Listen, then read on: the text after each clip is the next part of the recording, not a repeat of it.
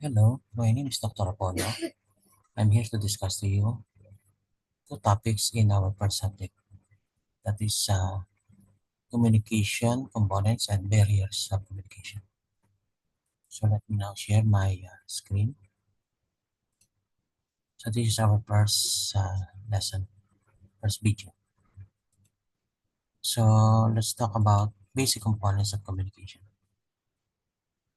The basic components of communication from the Shannon's model of communication is basically we have the sender, medium, receiver, and the channel, and then feedback. So communication is fundamental process that involves transmission of information from one party to another. So communication typically consists of five essential components. We have the sender, and messages, medium, receiver, and then feedback. So what is a sender? So sender, for example, it can be like this. So this is the sender, okay? This is the sender now, and then that will go to the channel. This is the channel wherein the medium, the message will come now.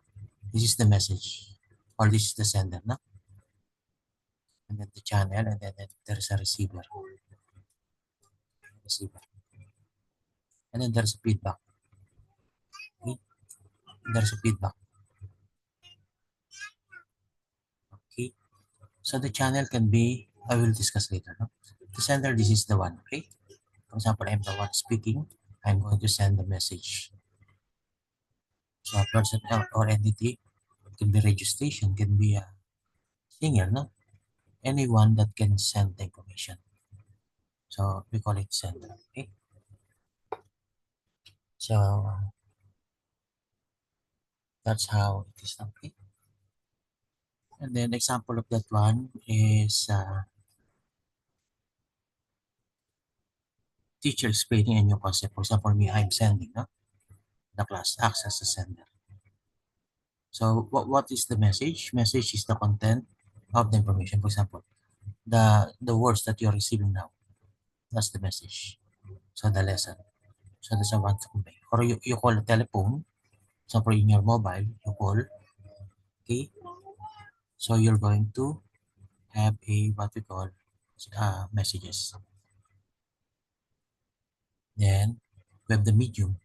The medium, this is the medium, the channel, wherein these are going to. So it can be wire, wireless, like this one. Here is the channel through message travels now. The message represented by the electrical signal go to the wire and then go to the receiver. For example, in a classroom, the medium could be spoken words, PowerPoint presentation, or a printed handouts. Huh? So that can be a medium also, through which you will get the message. Receiver is the individuals who group who receive the and interprets the message. For example, at the end, I received the call, so I'm the receiver. Like example, students in the classroom who listen and process the teacher's explanation are the receiver. For example, you, in the end, you are the receiver. Feedback is the response from the receiver back to the sender, indicating whether the message was understood. So is it clear? Not clear like this one.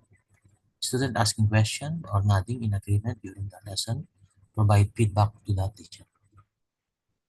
Okay, let's move on to the barriers. So what are the one that hinders the communication, that prevents the communication? Can be language barrier, no? Language, for example, cannot understand, no? Misunderstanding. Or, for example, American, when they say salvage the cat, that means to save the cat. In the Philippines, when you say salvage the cat, kill the cat. So, a different meaning. So, same words, no? So, barrier. A British manager working in China might struggle to convey instruction clearly to local employees if they do not share common language, leading to operations error. No? So, different meaning. No?